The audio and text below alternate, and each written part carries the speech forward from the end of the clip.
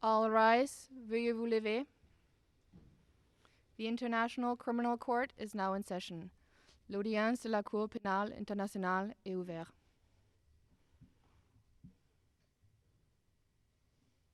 Please be seated. Veuillez vous asseoir.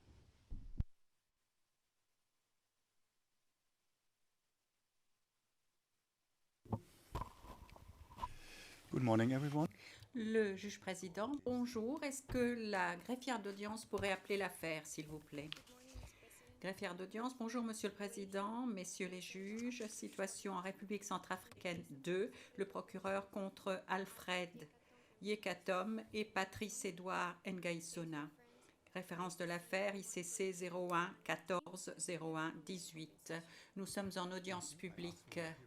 Le président, les parties peuvent-elles se présenter? Monsieur Van der Pooyen.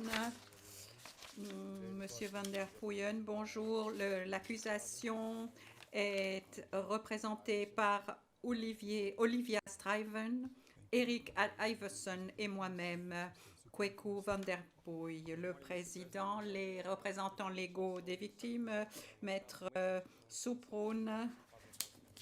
Je suis là, Dimitro Souproun, représentant légal de la première équipe.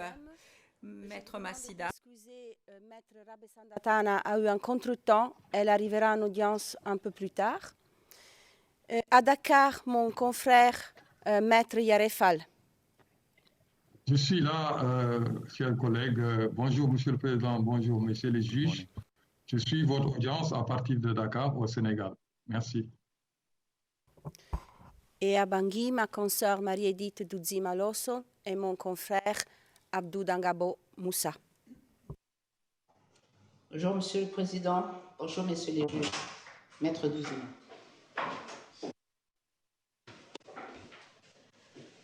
Maître Dangabo. Good morning.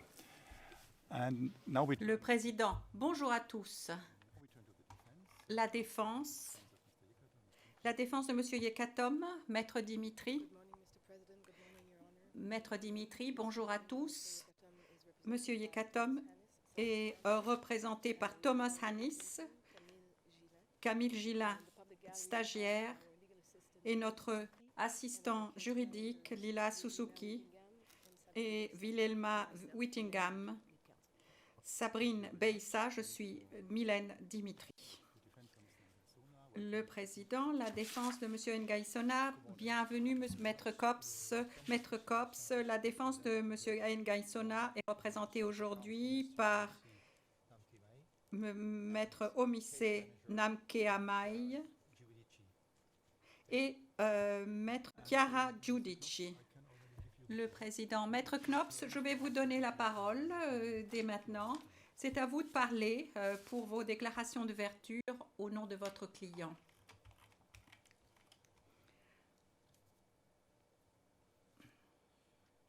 Maître Knops,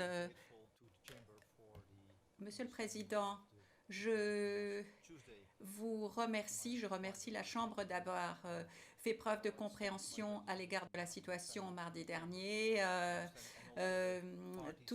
Il s'agit de ma vie privée. Je vous exprime toute ma gratitude au nom de ma famille, à la Chambre.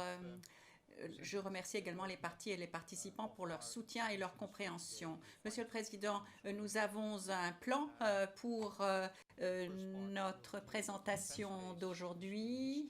Nous aurons d'abord l'histoire de M. Ngaïsona, sa personne. Ensuite, la deuxième partie de notre plan, c'est notre dossier de la défense en ce qui concerne le conflit lui-même et le rôle de M. Ngaïsona, qui sera traité dans la troisième partie de notre présentation, avec les prévisions de ce que nous souhaitons établir dans notre argumentation. Maître Omissi interviendra à la fin de la présentation. Maître Omissi Omkimei. Monsieur le Président, mardi dernier, l'accusation, dans sa déclaration d'ouverture, page 27 de la transcription, en temps réel, a déclaré que la justice est nécessaire pour la paix et la reconstruction en République centrafricaine. Nous sommes d'accord avec l'accusation pour dire que la population de la République centrafricaine mérite la justice. Néanmoins, nous faisons valoir que la justice doit et devrait être fondée sur la réalité et sur la vérité de ce qui s'est passé en République centrafricaine dans la période couverte par les charges, par les crimes imputés. C'est applicable également à la personne de M. Ngai Sona. Qui était-il et quel a été son rôle exact pendant cette période? Et c'est ce que vous entendrez de la part de la défense aujourd'hui. Nous présenterons notre argumentation à cet égard. Monsieur le Président, cette affaire concerne une personne, un être humain, Monsieur Patrice Ngai Sona, dont la tentative pendant toute sa vie a été de ramener la paix et l'unité dans son pays, de réunifier son peuple. Une personne qui refusait d'utiliser la violence, qui refusait d'utiliser les moyens militaires pour arriver à cet objectif. C'est là notre argument principal pour notre défense. Son arme, si nous pouvons parler d'arme d'une manière métaphorique, consistait à faire de son expérience du sport, le football, un instrument également pour l'unification de son peuple, quelles que soient les origines ethniques. De quelle manière? Eh bien, dans notre argumentation, nous vous donnerons une réponse à cette question importante. Pour présenter notre argumentation, nous disons à la Chambre aujourd'hui que le 25 mars 2008, M. Patrice Ngai Sona a été élu président de la Fédération nationale de football en Centrafrique, en la présence de M. Jacques Anouma, membre de la FIFA, envoyé spécial de la FIFA, membre du comité exécutif de la FIFA et président de la Fédération ivoirienne de football. Une position que M. Ngai Sona a continué à occuper pendant la période couverte par les charges. Et la pertinence de cette objection, Monsieur le Président, sera développée ultérieurement. Il est révélateur, Monsieur le Président, pour ce qui est de l'histoire de la vie de M. Patrice Ngai Sona et sa personnalité, et également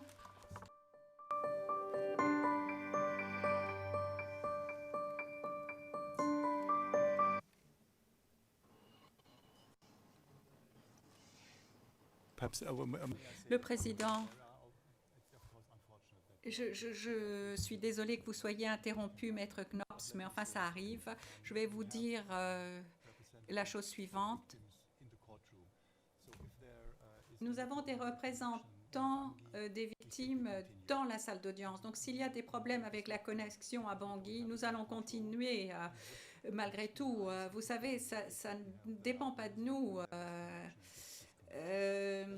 Mais nous aimerions éviter d'avoir ce genre de musique dans les oreilles lorsqu'il y a connexion ou déconnexion. Ce n'est pas une critique, ça peut arriver, mais enfin, je préférerais que nous évitions cela. Toutes mes excuses, Maître Knops, continuez. Maître Knops, il est révélateur pour la vie de Monsieur Ngai Sona et pour sa personnalité, ainsi que pour l'évaluation que votre Chambre pourra effectuer des charges, que son joueur favorable, au favori, pardon, dans l'équipe nationale de football en République centrafricaine, eh bien, était un footballeur d'origine musulmane. Cette personne était l'un des joueurs clés de l'équipe nationale en 2010, sous les auspices de M. Ngaïsona.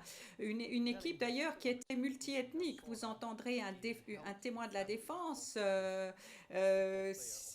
qui racontera à la cour que M. Ngaïsona a même aidé la famille de ce footballeur d'origine musulmane, que M. Ngaïsona a organisé des billets d'avion pour lui, des voyages pour qu'il participe au match de l'équipe nationale. Vous entendrez des éléments de preuve de la part de témoins de la défense dire que M. Ngaïsona n'a jamais accordé de poids à l'origine ethnique ou la religion d'une personne lorsqu'il effectuait sa sélection des joueurs pour l'équipe de football. Ceci est pertinent pour le mens rea nécessaire, comme nous le développerons.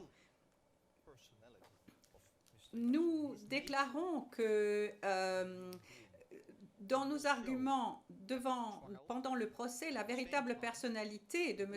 Ngaïsona apparaîtra en tant qu'être humain, et cela sera montré au cours du procès. Et cela ne cadre pas avec la théorie selon laquelle il s'agirait de quelqu'un qui avait du ressentiment vis-à-vis de certains groupes ethniques, sans parler de la mens rea nécessaire pour être impliqué dans les crimes des charges. Au contraire, votre Chambre apprendra pendant ce procès, par le biais de nos arguments, que la philosophie de M. Ngaïsona et les témoins de la défense vous le diront, était qu'il voulait faire sourire son pays, il voulait donner à ce pays la paix par le biais des sports, il voulait unifier le pays. Ceci sera corroboré également par les éléments de preuve, d'ailleurs, qui se trouvent entre les mains de l'accusation. Et nous vous demandons d'écouter maintenant un extrait qui vous donnera une idée des éléments de preuve que vous entendrez pendant la présentation de notre dossier. Il s'agit du numéro 2 dans la liste des pièces et Maître Chiara Giudici va maintenant vous diffuser cet extrait. Une présentation de M. Ngaïsona d'avril 2014. Le football ramenait la paix en Centrafrique. Suivez le président Patrice Edouard Ngaïsona. C'est autre chose. De l'autre côté, ce que je faisais, c'était ma contribution aussi au développement de notre pays pour amener la paix en République centrafricaine. De l'autre côté, au football, c'est un creuset de la paix. Et il faut revenir vers le football pour ramener définitivement et pacifier notre pays. C'est important. Et notre football a pris beaucoup de coups. Depuis un an, le football a beaucoup régressé. Il est temps maintenant de reprendre les choses et puis de voir comment faire pour remonter un peu la pente, parce que quand j'ai été reçu aussi par Madame la Présidente de la République, elle m'a demandé de faire du football féminin, football d'élite. Ça, c'est une instruction que je dois transcender ça au niveau technique pour que cela soit pris en compte. La détermination n'est pas seulement la fédération, ce serait aussi de la part du gouvernement. Avec la volonté que la Présidente a, je ne pense pas qu'on ne va pas participer à cette compétition. Je crois que elle m'a instruit à faire un travail et que je dois le faire avec son concours. Et le gouvernement centrafricain ne peut pas laisser la jeunesse centrafricaine, mais doit aider la jeunesse centrafricaine à s'épanouir. Un vecteur de la paix, le football. C'est deux situations distinctes. Il ne faut pas mélanger.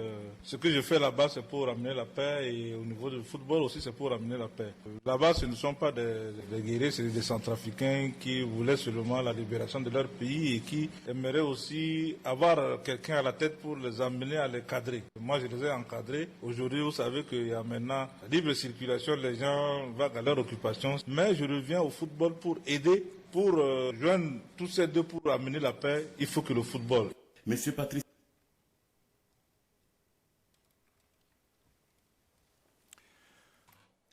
Maître Knops. Donc, Monsieur le Président, Messieurs les juges, qui était véritablement Monsieur Patrice Ngaïsona? Comment menait-il sa vie pendant ces jours, pendant la période des charges? Des témoins de la défense proches de M. Ngaïsona vous diront que sa vie professionnelle était dominée jour après jour par l'organisation de l'équipe nationale, leurs déplacements pour jouer au foot partout dans le monde. Les témoins vous diront que la vie de M. Ngaïsona, jour après jour, était concentrée sur le fait de faire que cela soit possible, y compris le financement, l'organisation logistique de tout cela. M. Ngaïsona ne disposait d'aucune assistance pour gérer toutes ces activités à ce moment-là, pour gérer les matchs nationaux et internationaux de l'équipe nationale. Il le faisait tout seul. Vous l'entendrez de la bouche des témoins de la défense. C'était un travail à plein temps. C'était même une philosophie de vie. Monsieur le Président, ceci ne cadre pas du tout avec la théorie, avec le récit d'une personne qui s'occupait uniquement ou qui était uniquement intéressée à aider à récupérer le pouvoir en République centrafricaine. Lorsque vous entendez les éléments de preuve, eh bien, les éléments de preuve de l'accusation et nos éléments de preuve montreront qu'il y a là une distorsion de la personnalité d'un homme, M. Patrice Edouard Ngaïsona, ainsi que de ses actions. Vous entendrez tous les éléments de preuve et vous conclurez qu'il s'agit ici, dans cette affaire, de se précipiter vers une condamnation malgré tous les éléments de preuve qui pointent dans une direction différente. Les éléments de preuve que nous présenterons au cours du procès, Monsieur le Président, nous en sommes convaincus, vous conduiront à une conclusion unique. Monsieur Ngaïsona n'a pas contribué à l'établissement ou à la prolifération d'une politique criminelle, d'un but commun résultant en les crimes des charges. Il ne faisait pas partie d'un plan commun supposé pour récupérer le pouvoir politique en République centrafricaine, avec ou sans intention, ou quelle que soit plutôt l'intention criminelle. L'accusation veut vous faire croire qu'il a qu'il a contribué à assister certaines personnes à regagner le pouvoir par des opérations militaires. Mais c'est une théorie partielle et fausse. Le récit de l'accusation, comme nous le dirons clairement devant cette cour, ce récit ne reflète absolument pas la réalité de ces journées. Plusieurs témoins, même des témoins de l'accusation, nous nous y attendons, comparaîtront devant cette chambre et illustreront ce récit de la défense. Donc, Monsieur le Président, Messieurs les juges, qui est Monsieur Ngaïsona? Il a suivi une formation technique à l'école agricole des eaux et forêts. Il a obtenu un diplôme d'ingénieur dans cette discipline et en cette capacité, il a occupé plusieurs postes de 92 à 2013. À côté de sa carrière professionnelle en tant qu'ingénieur, il a également une longue carrière impressionnante dans le football, comme nous venons de le dire. Nulle part dans son curriculum vitae, vous ne trouverez d'allusion à un antécédent militaire. Il a été deuxième vice-président de la Ligue de football de Bangui en 2001. Il a été élu, non pas désigné, mais élu en tant que membre de la Coupe du monde de la FIFA et du comité d'organisation de la Coupe du monde de la FIFA en 2008, plusieurs années avant les charges, ce qui est quand même une position très prestigieuse. La même année, il a été élu, et non pas désigné, élu membre de la commission des jeunes de moins de 20 ans de la Confédération de football centrafricaine. Il est également devenu un membre élu de l'association du comité d'association des membres de la FIFA en 2017 et la même année, il a été élu vice-président de la commission des jeunes de la CAF. Et puis, il a été en juillet 2017 une nouvelle fois élu président de l'Union des fédérations de football d'Afrique centrale. Union qui se trouve à Kinshasa et qui réunit la République du Congo et 8 pays d'Afrique centrale, le Cameroun, le Gabon, la Guinée équatoriale, le Tchad, la RDC, la RCA et Sao Tomé et Principe. En février 2008, il a été élu membre du comité exécutif de la CAF. Pourquoi est-ce que nous vous disons tout cela aujourd'hui? Eh bien, pourquoi est-ce que cela est pertinent pour le procès? Monsieur le Président, Monsieur Ngaïsona était très impliqué dans le football. Sa vie était dominée par sa carrière dans le monde du football et par ses postes qu'il occupait dans le monde du football. Et il a occupé des postes de grande responsabilité en tant que membre élu de ces différentes commissions dans le monde du football professionnel. Ce qui rend très improbable, très peu probable, Monsieur le Président, que cette personne ait le moindre intérêt à être complice de crimes ou à contribuer à un but criminel commun visant à récupérer le pouvoir politique en République centrafricaine, Monsieur le Président. Le contexte de ce procès, et messieurs les juges, lorsque vous entendrez les preuves, vous le verrez, ne peut être compris sans dresser un véritable portrait de cette personne. Monsieur Ngaïsona est devenu ministre de la Jeunesse et des Sports et de la Culture en février 2013. Il n'a occupé ce poste que 45 jours dans le cadre de la mise en œuvre de l'accord de cessez-le-feu de Libreville, dans le cadre duquel aussi un gouvernement d'unité nationale a été créé. Et ceci est étayé par les éléments de preuve présentés par l'accusation même, et cela sera reflété dans le tableau des faits agréés qui seront discutés au cours du procès. Nous pointons simplement pour la Chambre au document numéro 5 de la liste des pièces où cette source a cité justement la mise en œuvre de cet accord de Libreville. Par conséquent, contrairement à ce que prétend l'accusation, nos éléments de preuve prouveront, montreront et même les éléments de preuve de l'accusation d'ailleurs aussi, nos éléments de preuve montreront que M. Ngaïsona n'a pas été désigné en tant que ministre parce qu'il aurait été proche de M. Bozizé. Il n'a pas non plus été nommé ministre parce qu'il aurait été membre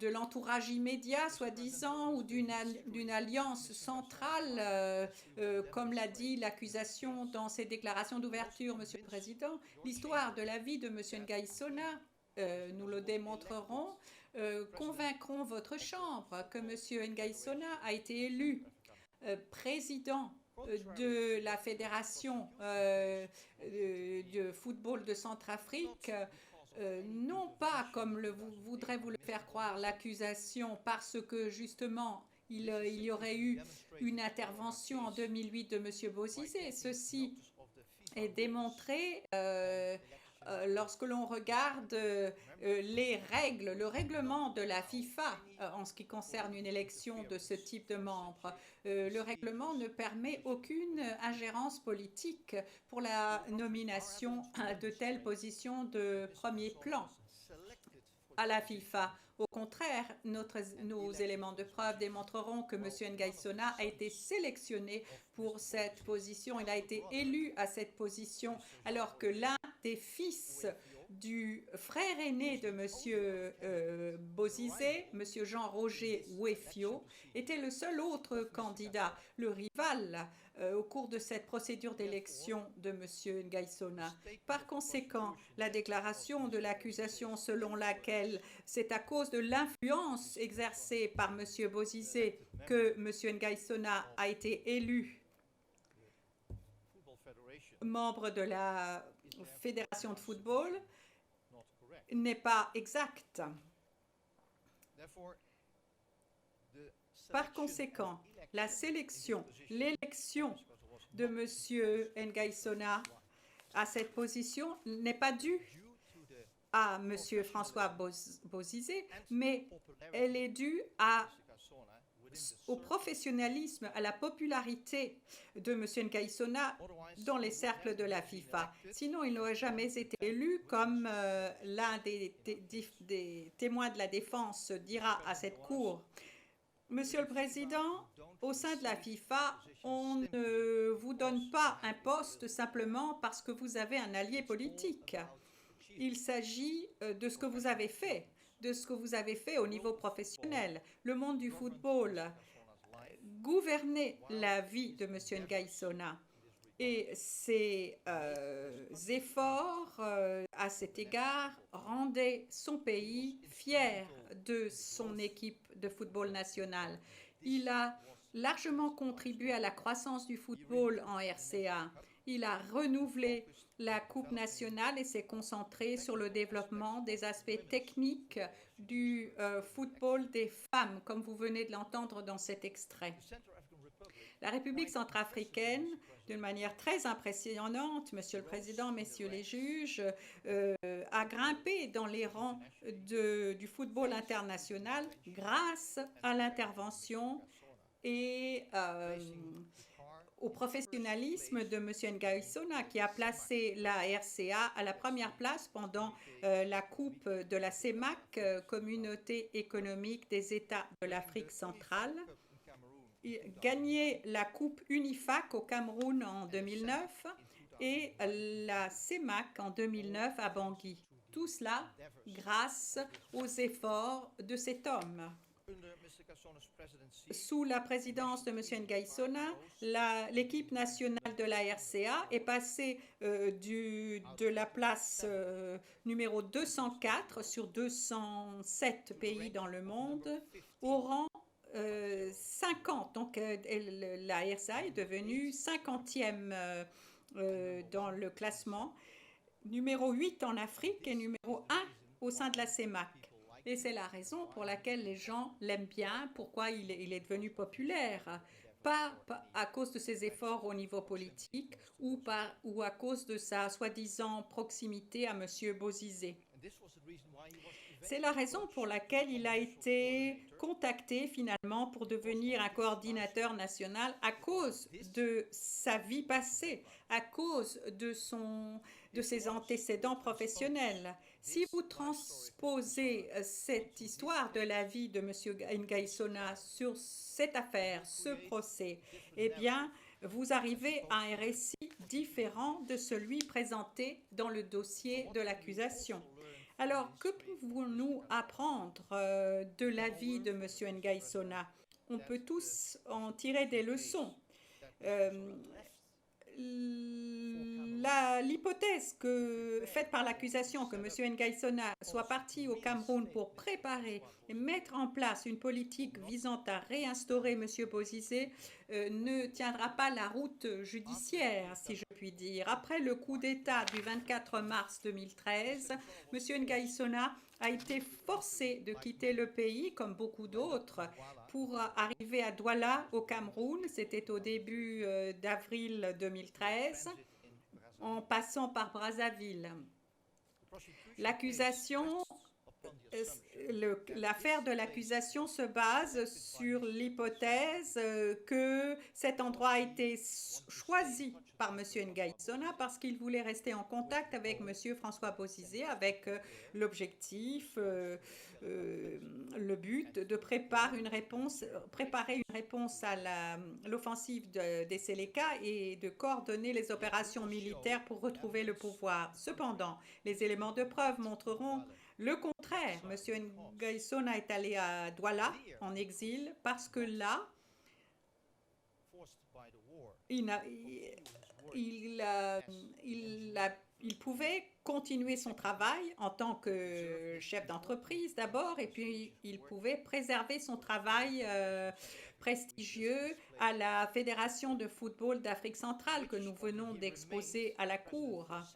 Il est resté président de cela pour un deuxième mandat, même en exil. Il n'avait rien à voir avec M. François Bozizé et pendant ces 7 mois d'exil au Cameroun, ses activités n'avaient aucune relation avec le fait d'aider ou de contribuer à la conception d'un soi-disant but commun ou plan. S'agissant de plan, Monsieur le Président, les éléments de preuve démontreront que la contre-offensive contre les Séléka n'est pas née pendant le séjour de M. Ngaïsona au Cameroun ou à Paris. Nous sommes convaincus que ce procès démontrera également qu'il n'y a pas eu de réunion inspirée ou dirigée par M. Ngaïsona à cette fin. Au contraire, nous sommes convaincus qu'à la fin de ce procès, vous accepterez que le mouvement de résistance pour se protéger contre les crimes des Séléka a commencé initialement dans les petits villages de République centrafricaine proches du Tchad et en particulier dans la région Ouam. Et pour quelle raison? Eh bien, c'est très simple, Monsieur le Président. Pendant de nombreuses années, la population à cet endroit a fait l'objet de violences et d'oppressions venant du Tchad et donc ils ont été les premiers à résister et à se protéger contre l'invasion de ces combattants étrangers. Ça n'a rien à voir avec un conflit interafricain. C'était un conflit qui était nourri par des combattants étrangers, par des forces étrangères. Pendant ce procès, en écoutant les éléments de preuve, vous deviendrez conscient du fait que lorsque M. Ngaïsona est revenu le 14 janvier 2014 à Bangui, il a été contacté pour prendre le poste de coordinateur national des Antilles-Balaka, justement à cause de cette vie, de l'histoire de sa vie que nous venons de vous décrire, étant donné le fait que les Antilles-Balaka avaient besoin d'un représentant pour parler en leur nom dans le contexte du processus de paix et de prendre des contacts avec le gouvernement de transition et d'y participer. Le bureau du procureur ne vous a pas dit mardi qu'il y a des témoins à décharge qui ont expliqué aux enquêteurs de l'accusation que M. Ngaïsona a été élu parce qu'il n'était pas un combattant et qu'il ne connaissait même pas l'origine des Antilles-Balaka. Certains de ces témoins ont dit aux enquêteurs, et nous présenterons leurs preuves à la Cour. Un de ces témoins dira à la Cour qu'il souhaitait quelqu'un qui soit perçu comme neutre et qui pourrait parler. Vous trouvez la référence à cela dans notre liste de documents, le document numéro 38 de notre liste de témoins. C'est la façon, Monsieur le Président, dont Monsieur Ngaïsona finalement est devenu un accusé dans cette affaire. Dans son rôle de coordinateur national, M. Ngaïsona a toujours travaillé en faveur de la paix. Et vous verrez des extraits vidéo où M. Ngaïsona appelle à la paix après pour parler de paix à Brazzaville, auquel il a assisté. Vous entendrez qu'il n'avait aucune raison d'utiliser des moyens violents pour arriver à cet objectif. Nous allons maintenant diffuser un extrait de cette vidéo. Il s'agit du numéro 111 dans notre liste. Il s'agit d'un extrait vidéo qui a été présenté le 3 août 2014. Pratique nos engagements vis-à-vis de la communauté internationale, vis-à-vis du médiateur, vis-à-vis des autorités centrafricaines qui étaient présentes lors de ce forum de Brazzaville. Dès mon retour, j'ai essayé de regrouper les principaux responsables des anti-Balaka, tant à Bangui et certains de l'arrière-pays, essayer de mettre en pratique notre engagement parce que la paix n'a pas de prix et que tout le monde aspire à la paix. Et nous qui avons amené les Centrafricains à ce niveau, on doit aussi les libérer. C'est notre devoir, c'est le devoir des anti-Balaka, le devoir de moi, le coordinateur, afin de permettre aux populations, au peuple centrafricain de vaquer à leur occupation. Nous sommes trop en retard et il est temps maintenant que la paix revienne pour que hier on était en conflit, aujourd'hui on n'est plus en conflit, on est redevenus des frères comme d'antan et puis on essaie maintenant de se tenir la main dans la main pour essayer de tourner la page sombre de l'histoire de notre pays. Et ce qui a été fait aujourd'hui, vous pouvez quitter Bangui jusqu'à Bouali, vous ne trouverez plus des barricades ou des installations illégales de barrières. C'est ce que nous avons déjà commencé et on a commencé aussi à traquer les faux anti-Balaka qui font des braquages au nom des anti-Balaka et certains ont payé même au prix fort de leur vie. Et donc nous ne pouvons plus nous amuser en mettant en péril la sécurité, la sérénité du peuple centrafricain. Il est temps de tourner certaines pages et que ça doit être sincère à tous les niveaux.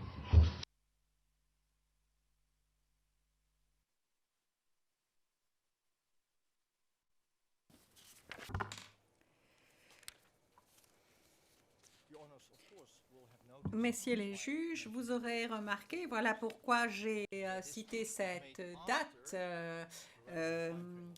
du 3 août 2014, que ce discours a été prononcé après la période pertinente pour les charges. Vous vous demanderez pour quelle raison nous citons un discours que M. Ngaïsona a prononcé plusieurs mois après la période des charges. C'est une question importante. La Cour se souviendra que la position de l'accusation est qu'elle peut reconstruire le mens rea pertinent de M.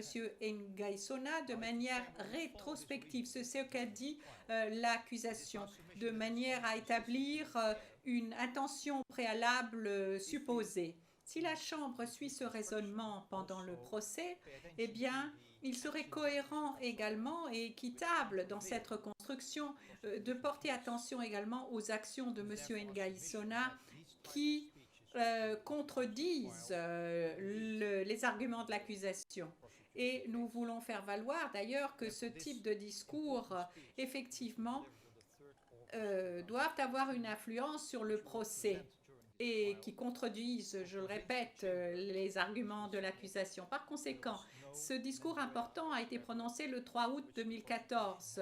Nous le présenterons au cours du procès. Il convaincra la Chambre qu'il n'y a pas de mens rea, aucun mens rea que celui que l'accusation avait à l'esprit, qui puisse servir de manière rétrospective pour reconstruire cette intention préalable supposée. Monsieur le Président, la vie personnelle de M. Ngaïsona prouvera à cette Cour qu'il n'est pas coupable des crimes imputés. Ce ne sont pas simplement des mots de la défense. Les éléments de preuve que nous démontreront à cette Chambre que M. Ngaïsona était un homme de paix et contraire à toute forme de violence. Nous citons juste l'un des témoins de l'accusation qui comparaîtra devant cette Chambre, une déclaration faite aux enquêteurs, et je résume, il s'agit du document numéro 6 de notre liste de documents. Il déclare qu'il n'a jamais participé à aucune réunion de coordination des anti-Balaka où un ordre ait été donné d'attaquer la population civile et la population musulmane. Ce ne sont pas simplement les mots de la défense. Nous faisons valoir que plusieurs témoins confirmeront au cours de ce procès que, effectivement, c'était bien le caractère de M. Ngaïsona. Et certains enquêteurs de l'accusation l'ont entendu. Certains témoins disent que M. Ngaïsona a même donné de petites sommes d'argent à des gens qui devaient, pour éviter qu'ils ne commettent des crimes, de manière à leur permettre de retourner dans leur province pour arriver à la paix. Il y a des témoins comparaissant devant cette cour qui diront que M. Ngaïsona était perçu comme quelqu'un qui a sauvé son pays de la destruction, en utilisant ces termes.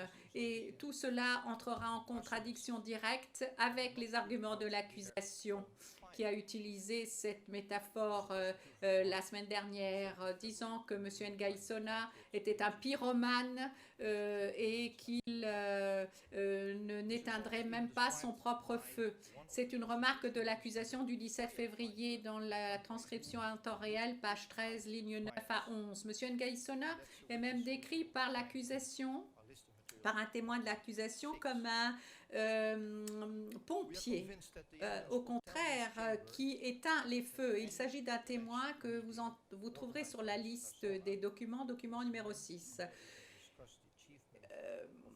Nous sommes convaincus que les éléments de preuve montreront que une réunion soi-disant organisée par M. Ngaïsona visait justement à arriver à la paix dans ce pays. Et d'ailleurs, son engagement continu pour la paix sera démontré par ses déclarations publiques que nous présenterons au procès. Dès qu'il a été désigné comme coordinateur général des Antilles Balaka, M.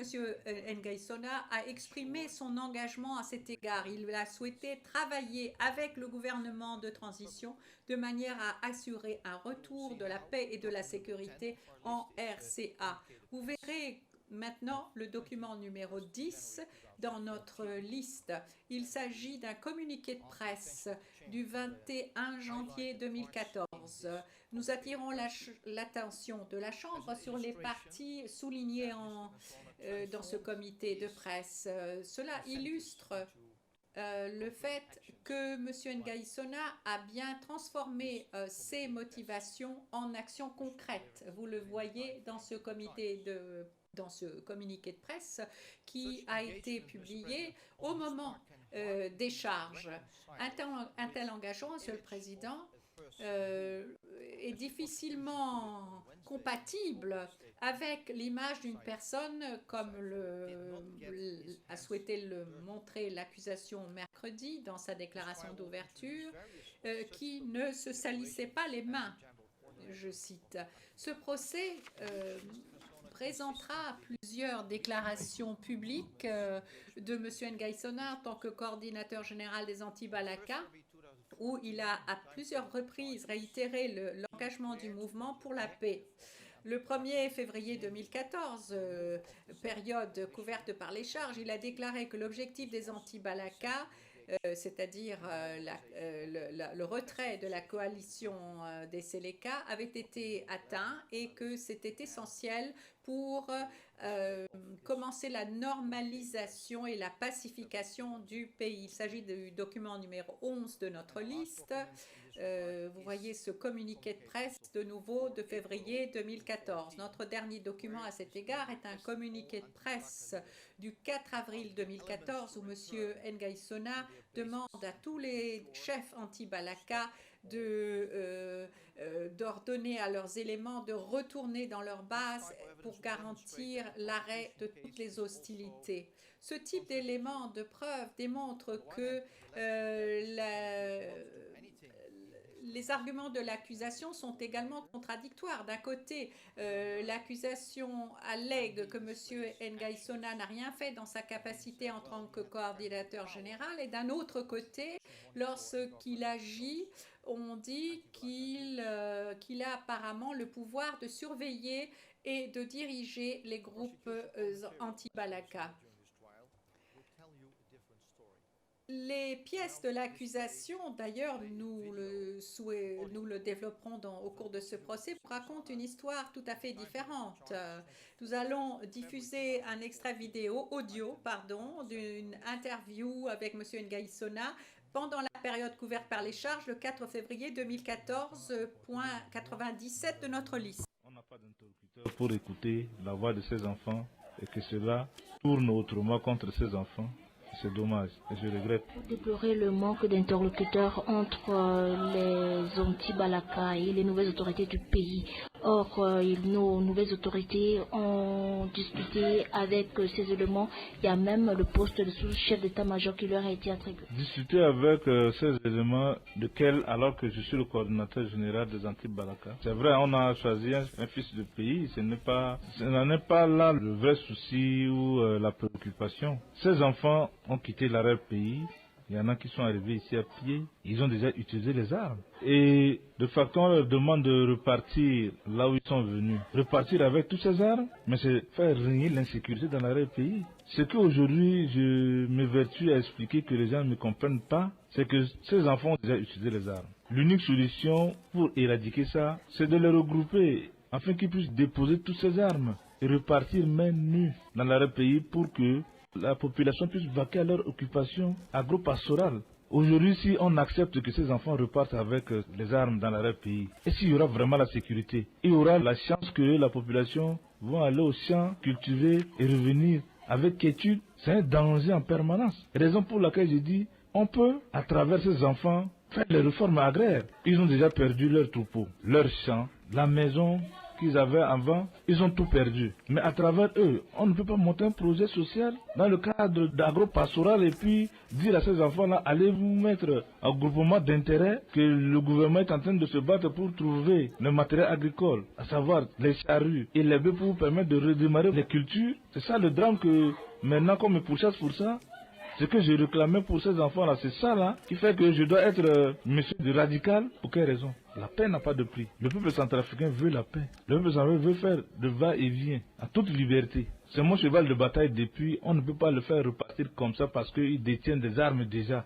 Je n'ai pas d'interlocuteur. Je ne fais que envoyer des messages et mes messages ne sont pas perçus en bien, peut-être parce que je suis de l'OAM et que de facto, je dois porter le chapeau de Bosé derrière moi. Alors que je suis centrafricain, je dois revenir dans mon pays. J'ai beaucoup parlé à ces enfants pour qu'il n'y ait pas de dérapage. Mais ceux qui font des agressions au nom des anti-Balaka. Mais si ensemble avec les autorités, nous nous mettons ensemble, on peut lutter contre ces braquages, à lutter contre ces délinquants qui se prennent pour anti-Balaka et aujourd'hui, tous ces dérapages-là sont imputés à anti-Balaka. Monsieur le Président, à la fin de ce procès, la Chambre sera persuadée que la thèse présentée par l'accusation reflète, de notre avis, une méconnaissance de son rôle, du rôle qu'il a joué pendant la crise, ainsi que son rôle en tant que coordonnateur national pour la paix. Il n'avait pas de pouvoir militaire, il n'avait pas de parcours militaire, contrairement à d'autres coordonnateurs. Lui, il a été un observateur, il a vu ce qui s'est passé dans son pays. Nous demandons à la Chambre, lorsqu'il viendra le temps d'apprécier le rôle de M. Ngaïsona et à la fin de ce procès, de garder à l'esprit, Monsieur le Président, le fait que le pays où il était censé réaliser la paix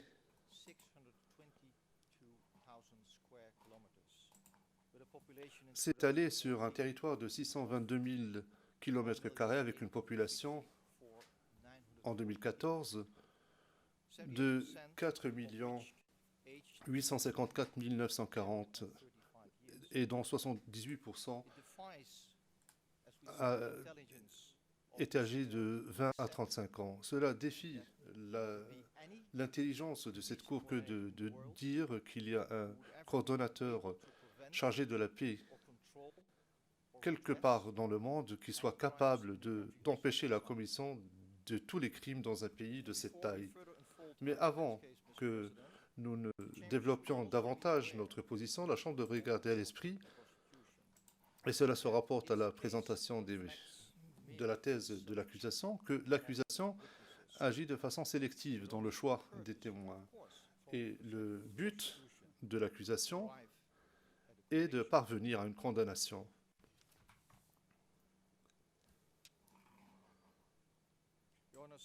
Monsieur le Président, Messieurs les juges, à la fin de ce procès, vous aurez entendu la déposition de plusieurs témoins qui seront appelés à la barre par le bureau du procureur. Mais il faudrait que vous vous posiez la question à la fin de ce procès. Est-ce que ces témoins vous auront brossé un tableau complet et total, fidèle de la réalité de l'époque? La réponse est non. En effet, dans le cadre de ce procès, il sera démontré que différents témoins n'auront pas été appelés à la barre par l'accusation parce que leur déposition, leur récit ne cadre pas avec la thèse de l'accusation. Pour notre part, nous présenterons des témoins qui étaient sur le terrain, qu'ils vous raconteront ce qui s'est véritablement passé. Ils ne vous parleront pas uniquement de l'histoire qui sous-tend cette affaire, mais qui vous parleront de l'identité réelle de Ngaï Sona et de ce qu'il a fait pendant le conflit. Monsieur le Président, la Chambre devrait également, en entendant les éléments de preuve dans cette affaire, prendre note du fait que des témoins potentiellement, 64 témoins ont également fait des déclarations à décharge aux enquêteurs du bureau du procureur. Ils ont figuré sur la liste initiale de témoins, puis ils ont été retirés après la confirmation des charges. Évidemment, cela appartient à l'accusation de décider de retirer un témoin ou pas, mais la Chambre devrait se rappeler donc de cela et le garder à l'esprit. L'accusation présentera une thèse qui reflète un récit qui a été raconté aux enquêteurs de l'accusation, mais qui ne reflète pas la totalité de la réalité sur le terrain à l'époque. Dans la présentation des moyens de l'accusation, vous n'entendrez pas des témoins vous dire comment M. Ngaï Sona était. Ils ne vous parleront pas de la description qu'ils ont donnée aux enquêteurs du bureau du procureur en tant que personne dont les activités pendant et après la crise étaient focalisées sur la réconciliation du pays. Un témoin a même raconté aux enquêteurs que le peu d'argent dont disposait M. Ngaï Sona pour subvenir aux besoins de sa famille a été utilisé pour aider les gens à retourner chez eux, pour leur aider dans leur quotidien. Je fais référence au document 20 sur notre liste. Vous n'entendrez pas non plus, dans le cadre de la présentation des moyens à charge, le témoin qui a dit aux enquêteurs du bureau du procureur que M. Ngaï Sona, qui disposait de moyens financiers limités, a fait tout son possible dans le cadre de ces moyens pour parvenir à la paix. Je fais référence au document 21 de notre liste de pièces. J'ai de nombreux exemples. Et pour la gouverne des interprètes, je vais donner quelques exemples.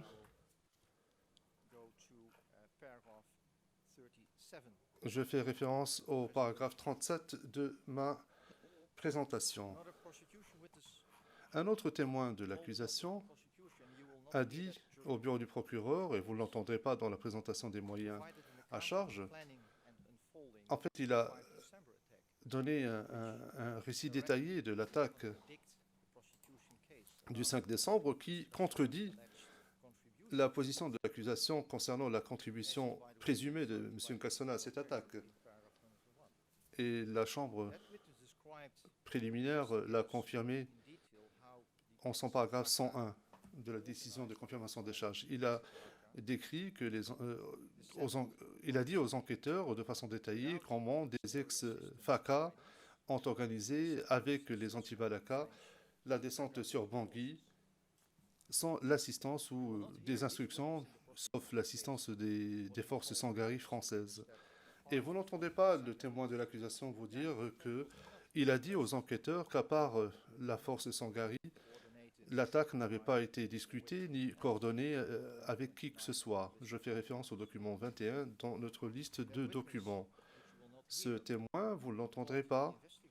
Il a dit aux enquêteurs qu'après le renversement de M. François Bozizé, de nombreux fui au Cameroun et M. Ngassona faisait partie de ceux qui sont partis au Cameroun. Et cela confirmera également et convaincra donc la Chambre que M. Ngassona n'est pas allé au Cameroun pour s'aligner sur la position de M. Bozizé. Il a emprunté la route qu'ont emprunté également des milliers de réfugiés centrafricains. Et ce témoin dont vous n'entendez pas parler dans le cadre de la présentation des moyens à charge, mais sur lequel nous allons nous fonder pour la présentation de nos moyens, vous dira que M. Ngassona n'est apparu qu'après l'attaque du 5 décembre, qu'il n'a pas été impliqué dans cette attaque. Le même témoin vous dira que M. Ngassona n'avait pas de pouvoir militaire, il ne pouvait donc pas donner d'ordre militaire parce que c'était un simple civil. Je fais référence au document numéro 30 sur notre liste de pièces.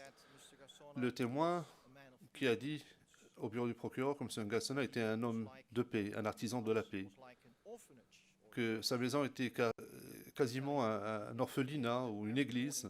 Il a dit aux enquêteurs que tous les matins, la population de Boerabé avait l'habitude de se réunir devant sa maison et que M. Ngassona leur remettait des médicaments ou qu'il leur donnait un peu d'argent pour leur venir en aide.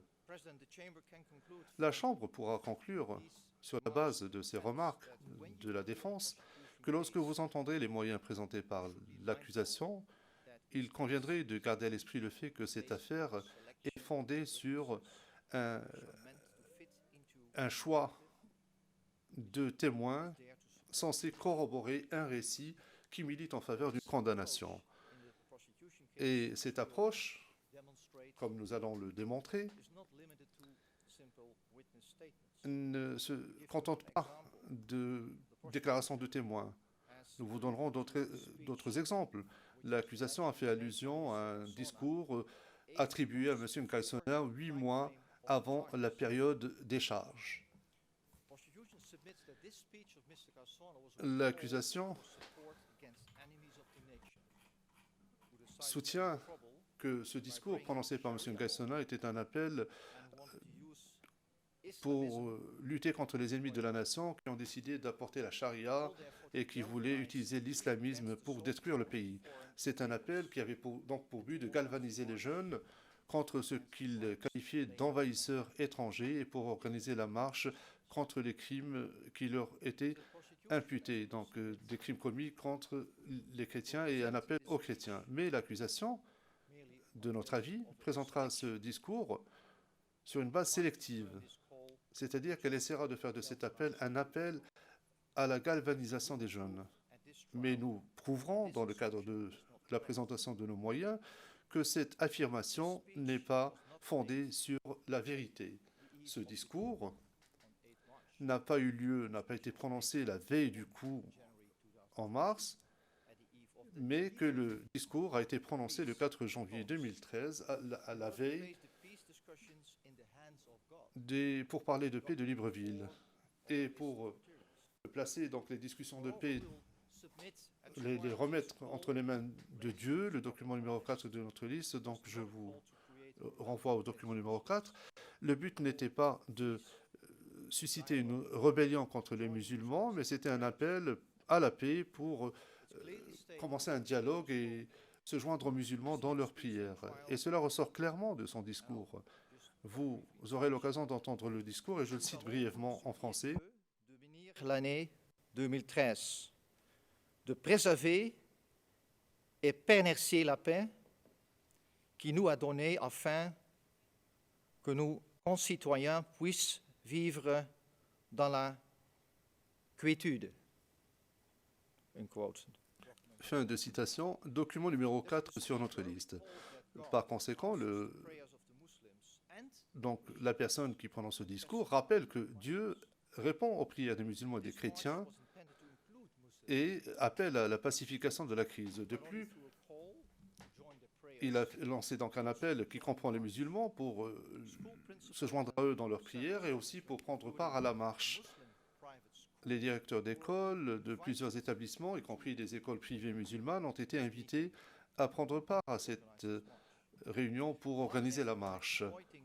plutôt que d'exploiter la division comme cela est allégué par l'accusation, ce discours appelait à l'unité, à la paix, et cela correspond tout à fait au parcours et à la vie de M. Nkaïsona.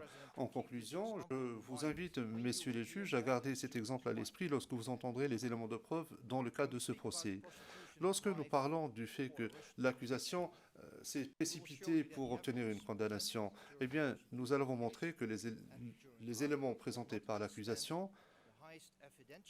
ne pourront pas satisfaire aux normes d'administration de la preuve que ce procès exige.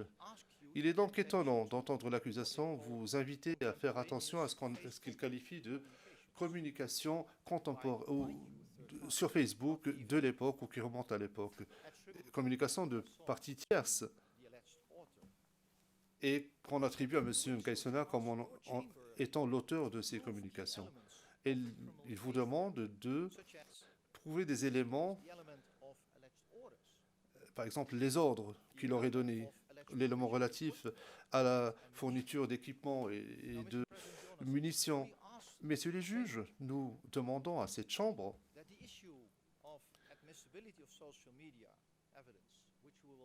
de garder à l'esprit l'admissibilité des éléments de preuve relatifs aux médias sociaux, et nous allons le faire valoir dans le cadre du procès, que cela a déjà été tranché aux États-Unis.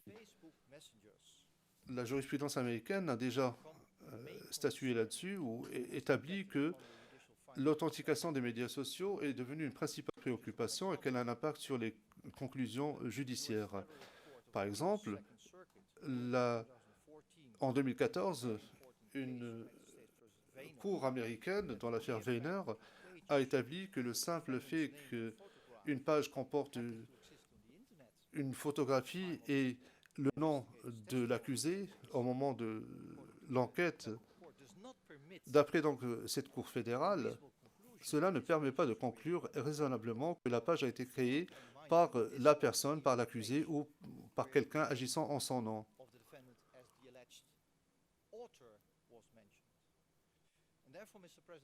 Même si la page allègue qu'il en est l'auteur.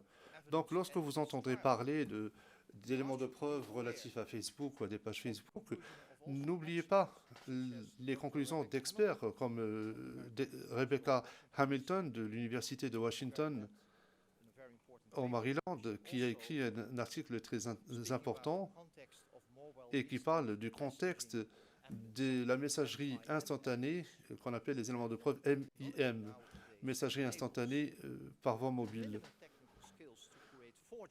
Il suffit de disposer de capacités minimales, techniques minimales pour forger, pour créer des messages indétectables à l'œil nu.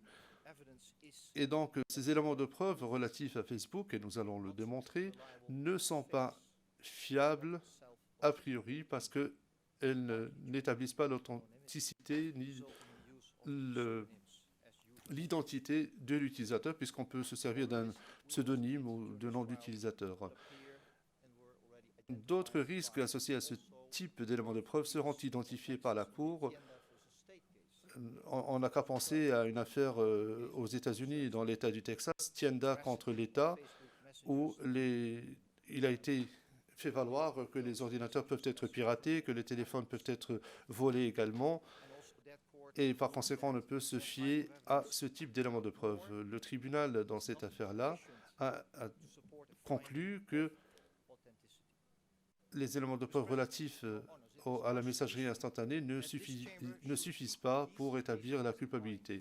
Donc nous vous invitons à garder ces arrêts, ces décisions à l'esprit lorsque l'accusation vous demandera de vous pencher, de statuer sur des éléments de preuve émanant de messagerie Facebook.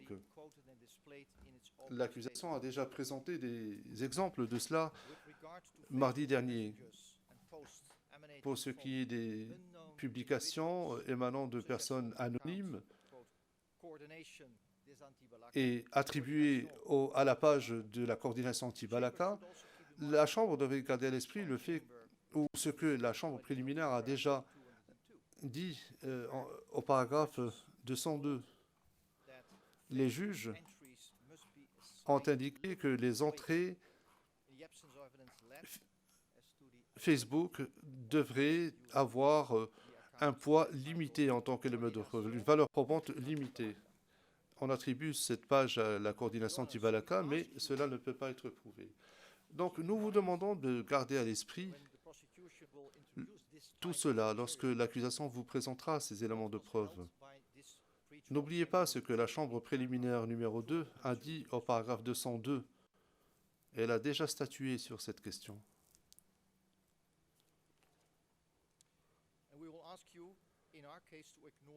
Nous vous demanderons donc de ne pas prendre en considération ce genre d'éléments, parce que lorsque des commentaires sont faits sur Facebook par un utilisateur anonyme, en réponse à une publication faite de façon anonyme sur une autre page, autrement dit, émanant de sources non identifiées, qui ne sont même pas connues de l'accusation, eh bien, nous vous invitons à faire fi de ce genre d'éléments de preuve.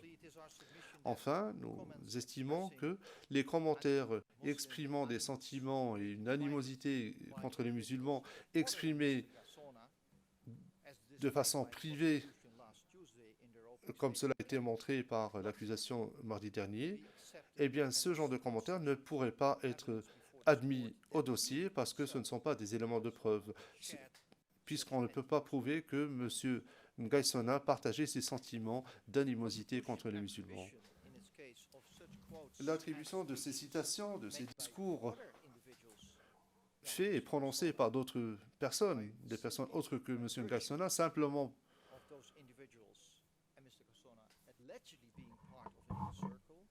parce que M. Ngaïsona faisait partie de l'entourage immédiat ou d'un cercle intime, eh bien tout cela ne doit pas être pris tel quel et admis tel quel au dossier.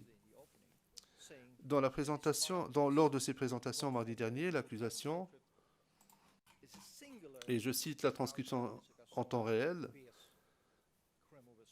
donc l'accusation a dit que M. Ngaïsona a engagé sa responsabilité pénale personnelle, peu importe ce que d'autres ont pu dire au sujet des musulmans. C'est-à-dire que nous vous invitons à ne pas attribuer ces propos anti-musulmans à M. Ngaïsona lui-même.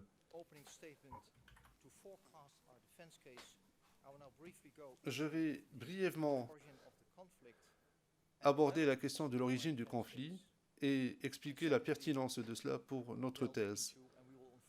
Et après cela, nous allons développer nos arguments quant au rôle qu'a joué M. Ngaïsona pendant la période du conflit, notamment eu égard aux allégations d'appartenance à l'entourage immédiat. J'essaierai de terminer la deuxième partie avant la pause. Je vais donc parler des origines du conflit et du portrait brossé des anti-Balaka. L'affaire à l'encontre de M. Ngaïsona et l'évaluation de son rôle en tant que coordonnateur national ne peuvent pas, comme nous l'avons déjà expliqué ce matin, peuvent être examinées sans se pencher sur l'histoire politique et sociale de la République centrafricaine ainsi que sur le contexte militaro-politique de 2013-2014. Lorsque, messieurs les juges, vous entendrez dire dans le cadre de ce procès de la bouche d'experts ou de témoins quel était le contexte de l'époque, eh bien vous comprendrez pourquoi M. Ngaïsona ne peut pas être condamné pour les crimes qui lui sont imputés. Mardi dernier, l'accusation a commencé sa présentation en utilisant les mots suivants, et je cite, « M. Ngaïsona était un membre de l'entourage immédiat de M. Bozizé. Il a contribué à la préparation d'une force combattante composée d'ex-membres de la garde présidentielle de Bozizé, d'ex-membres des FACA,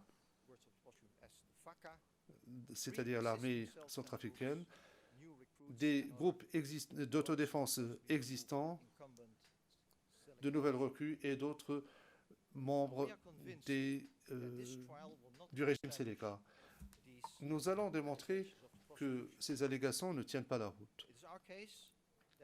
Nous ferons valoir que les groupes anti-Balaka étaient d'abord une création spontanée. Cela n'est pas contesté par l'accusation, je viens de l'apprendre, et que les anti-Balaka n'avaient pas de contrôle central. Et que troisièmement, aucune force politique ne sous-tendait ces groupes. C'était un groupe d'autodéfense, un phénomène d'autodéfense. S'agissant du caractère spontané des anti-Balaka, nous démontrerons dans la présentation de nos moyens que l'origine du conflit n'avait rien à voir avec la création d'une politique criminelle qui s'est traduite par la commission de crimes contre les civils dans le but de reprendre le pouvoir. Il n'y a pas eu de plan non plus qui ait quoi que ce soit à voir avec les obédiences religieuses, politiques ou ethniques. Nous allons prouver que les groupes anti-Balaka sont nés simplement de la nécessité de protéger la vie des populations en l'absence d'un système de loi, de force de l'ordre. Il n'y avait ni police ni armée pour protéger la population. C'est là la genèse des anti-Balaka. Ces divers groupes qui n'étaient pas organisés et que l'on qualifie d'anti-Balaka, c'est ainsi qu'ils sont nés. Et en essayant de démêler ce contexte sociopolitique qui a commencé dans la région avoisinante du Tchad et qui s'est répandu à l'échelle du pays, eh bien, en essayant de démêler le contexte sociopolitique, nous allons démontrer pour la gouverne de cette Chambre que M. Ngaïsona n'a joué aucun rôle pour ce qui est d'aider, d'apporter son concours ou toute autre forme d'assistance à la commission des crimes. La vérité, Monsieur le Président, Messieurs les juges, et nous allons le démontrer, est que nombre de ces groupes d'autodéfense sont nés de manière spontanée en réaction à la violence et à la progression des Séléka dans le pays, en l'absence de forces de l'ordre. Et à l'époque du conflit, lorsque tout cela s'est produit, tous ces groupes étaient sans lien aucun avec M. Ngaïsona ou le KNK, qui était le parti de M. Bozizé. La formation de ces groupes était, comme je l'ai indiqué, spontanée et qu'elle n'est pas née à l'initiative d'une personne quelconque. Est-ce que des éléments de preuve seront présentés à cet effet? Eh bien oui. Nous sommes persuadés que cela sera démontré.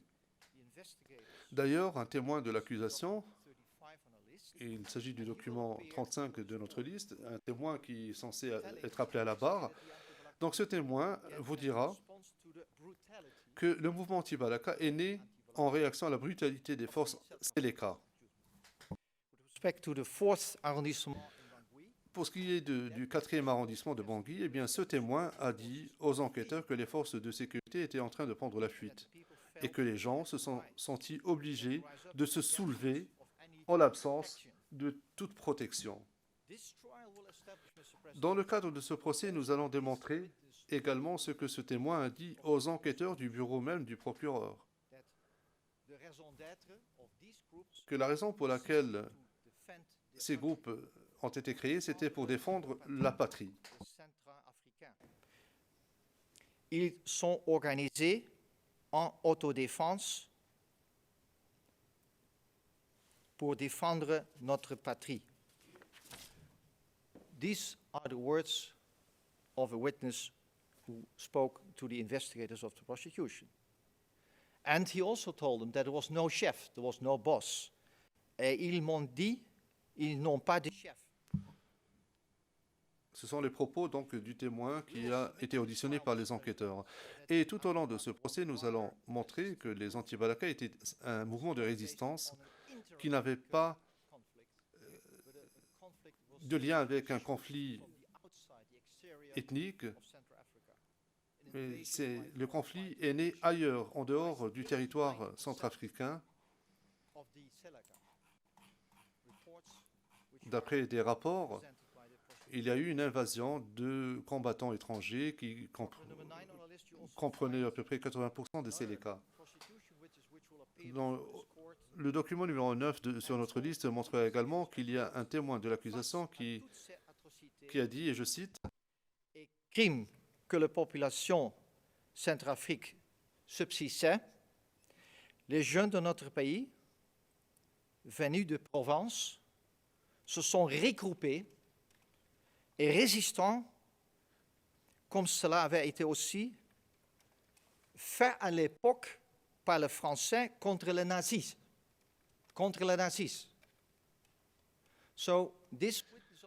Donc ce témoin de l'accusation est en train de faire le parallèle avec ce qui s'est passé avec les nazis. C'est pourquoi cette organisation, ce mouvement anti-Balaka, est né. Deuxièmement, il n'y avait pas de coordination. Nous sommes persuadés, nous démontrerons que ces groupes n'étaient pas organisés du tout. Nous reviendrons sur ce sujet plus tard. Il était quasi impossible d'assurer une coordination. Et je trouve révélateur qu'un témoin qui s'est entretenu avec le bureau du procureur a dit « Nous avions l'impression qu'il y avait différents groupes anti-Balaka dans différentes zones du pays, mais il n'y avait aucune coordination parmi ces groupes. » Ce sont les propos tenus par un témoin auditionné par le bureau du procureur, par des enquêteurs. Eh bien, nous vous invitons à garder à l'esprit tous ces mots, toutes ces paroles, tous ces propos. Il n'y avait aucune coordination, surtout lorsque la Chambre devra évaluer le rôle de M. Ngaïsona. Est-ce qu'il y avait des motifs politiques ou religieux sous-tendant le mouvement? Eh bien, la réponse qui sera démontrée tout au long du procès est non.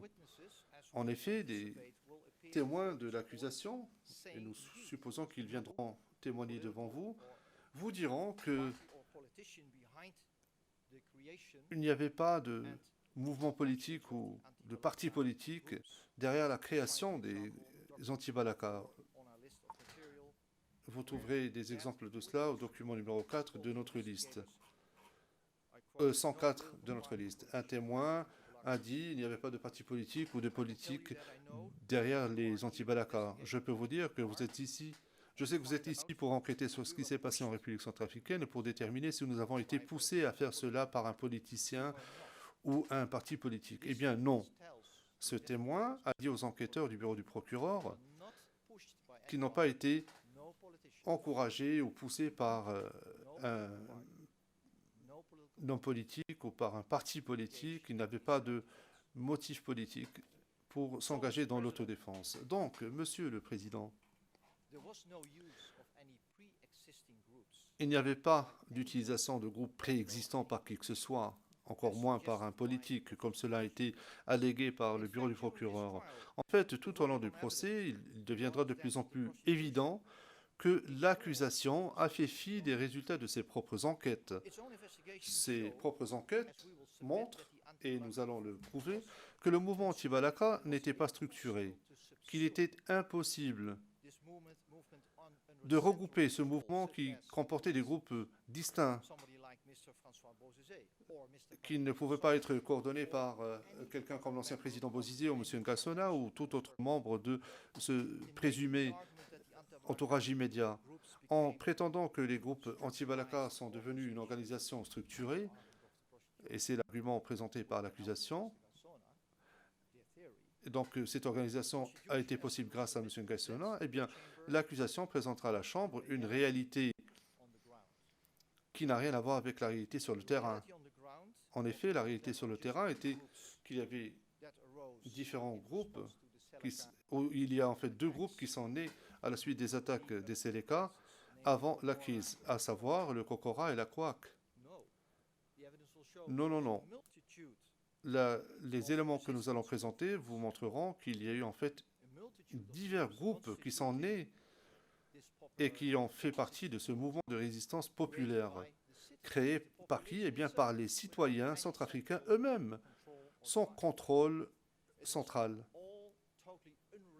Et tout cela n'avait rien à voir avec M. Patrice Ngaïsona ou avec quelque politique que ce soit à l'époque. De nombreux membres anti-Balaka, et nous allons le prouver, ne voulaient même pas être affiliés ou associés à un parti politique. M. Ngaïsona a été choisi plus tard en tant que coordonnateur national, non pas parce qu'il était affilié à un parti politique, mais justement parce qu'il était neutre, parce qu'il était populaire, parce qu'il avait beaucoup de réalisations à son actif dans le domaine du football. Et cette réalité sociopolitique vous sera présentée et contredira. Nous n'allons pas nous pencher sur des arguments juridiques, nous en sommes conscients, mais nous allons prouver que les anti-Balaka n'ont pas constitué une organisation au sens de l'article 7.2 du statut. On n'a qu'à citer un rapport du International Crisis Group du 21 septembre 2015 où il est dit, et cela fait partie des pièces présentées ou de la liste des preuves de l'accusation, et je cite en français pour conclure cette partie de ma présentation. La désignation anti-Balaka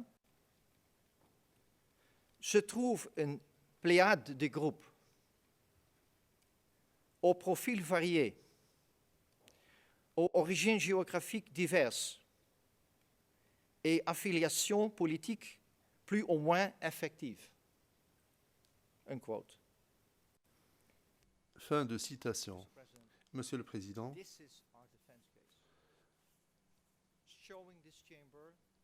c'est la thèse que nous faisons valoir. Nous voulons montrer et démontrer le caractère spontané de ce mouvement. L'absence de partis politiques derrière la création de ces groupes, l'absence de toute coordination, eh bien tout cela rend improbable la thèse et la cause de l'accusation. Et cela persuadera la Chambre du fait que l'accusation ne pourra pas prouver sa thèse au-delà de tout doute raisonnable. Le procès répondra à une autre question très importante qui n'a pas été abordée de façon détaillée dans les déclarations liminaires de l'accusation.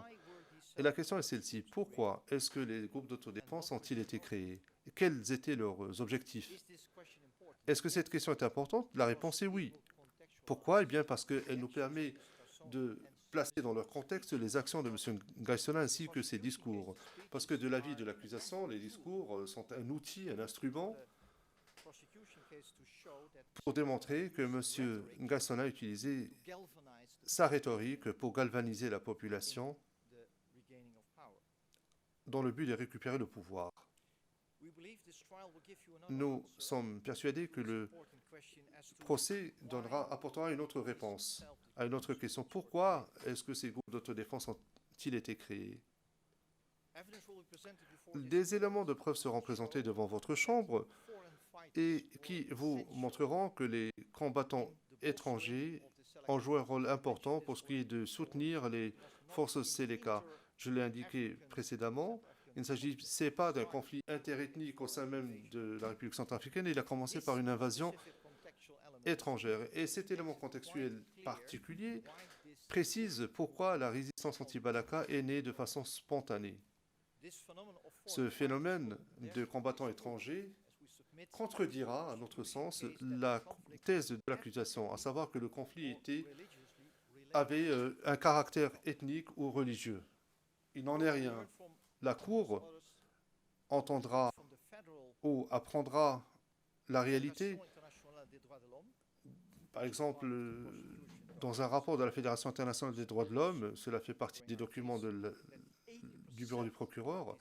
Donc, selon ce rapport, 80% des forces Séléka comprenaient des combattants tchadiens ou soudanais. Document numéro 39 de notre liste de pièces. Le document 40 de notre liste contient la déposition écrite du diocèse de Bossangoa, présenté devant le sous-comité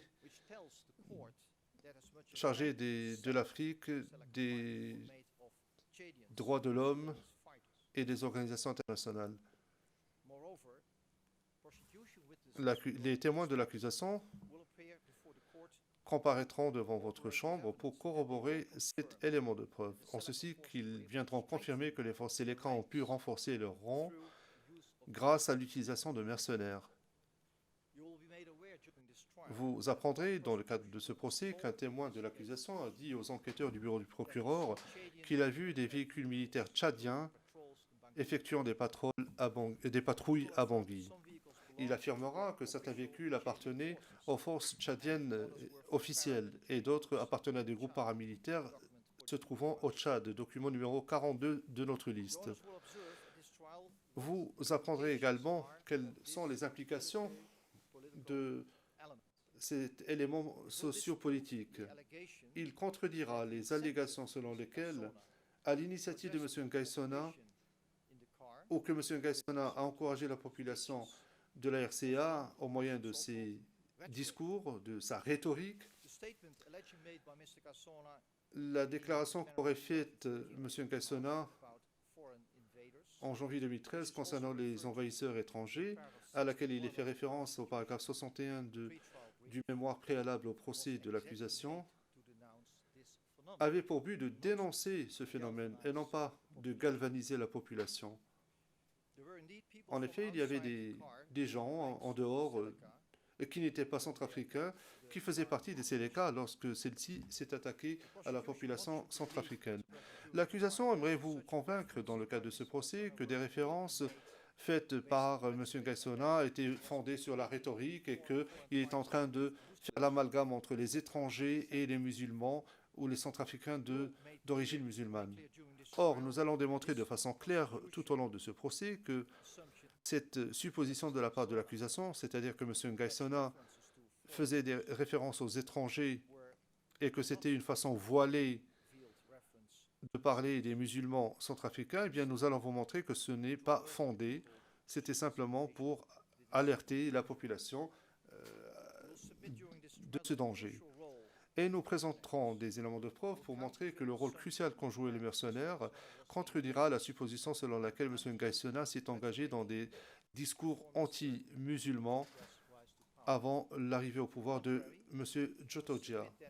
Bien au contraire, nous allons prouver que c'est la présence de combattants étrangers au sein des Séléka qui a été une source d'inquiétude pour la population. Un témoin de l'accusation a d'ailleurs dit aux enquêteurs, et je cite en français, « militaire du Tchad, plusieurs, si ce n'est pas 100, si ce n'est pas 200, plusieurs, et c'est partout dans la ville de Bangui. »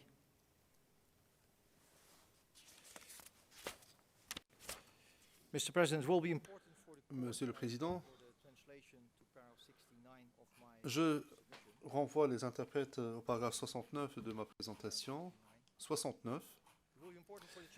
Il est important que la Chambre garde à l'esprit, en entendant ces éléments de preuve, qu'un autre témoin de l'accusation a dit aux enquêteurs que les Séléka étaient des mercenaires et qu'ils ne respectaient pas les règles d'engagement et de combat.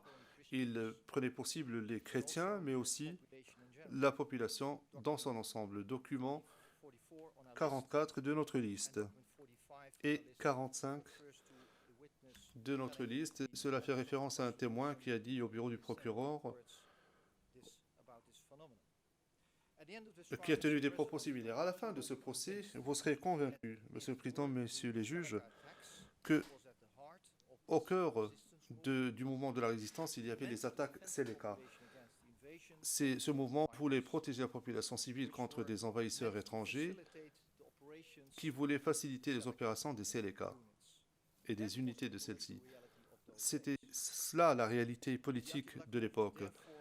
Le mouvement anti-Balaka ne consistait pas en un mouvement qui voulait s'attaquer à une partie de la population en raison de son obédience politique ou religieuse, mais c'était simplement une façon de se défendre, de protéger sa vie. La plupart des témoins de l'accusation ont dit aux enquêteurs que les chrétiens et les musulmans vivaient en harmonie avant le début de la crise. Monsieur le Président, durant le conflit, l'intervention des forces étrangères ne s'est pas limitée de pays comme le Tchad ou le Soudan.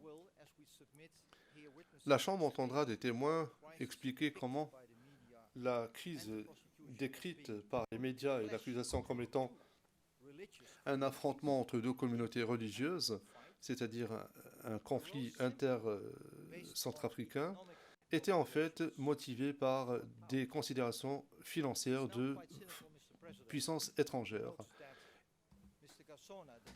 Monsieur Ngassona, cet homme qui est présent ici dans cette salle d'audience et dont on dit qu'il a engagé sa responsabilité pour la crise, est en fait un homme qui a essayé d'éteindre le feu allumé par des forces étrangères, des forces économiques étrangères.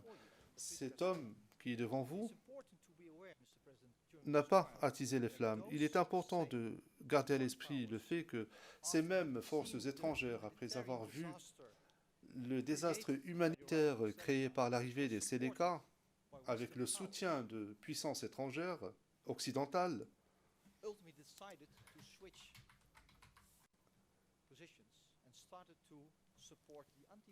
ont décidé de changer de camp et de soutenir les anti-Balaka.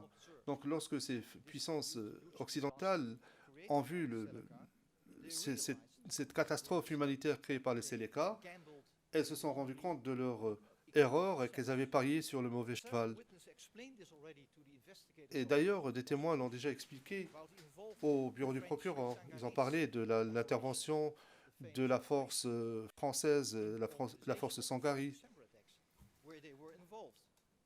qui a pris part à l'attaque de décembre. Un mois après cette attaque, Monsieur le Président, Monsieur Jotodia a démissionné suite à des pressions étrangères. C'est justement ce qui s'est passé. Et je trouve paradoxal que c'est M. Ngassona qui doive payer le prix de ce désastre qui a été créé par des forces étrangères. Monsieur le Président, tout leader politique ou tout coordonnateur de la paix aurait critiqué une telle intervention étrangère. Quel que soit le pays, tout leader aurait fait pareil. Et donc, cela pour dire que M. Ngassona, ses appels, ses accents n'avaient rien à voir avec les origines ethniques ou religieuses.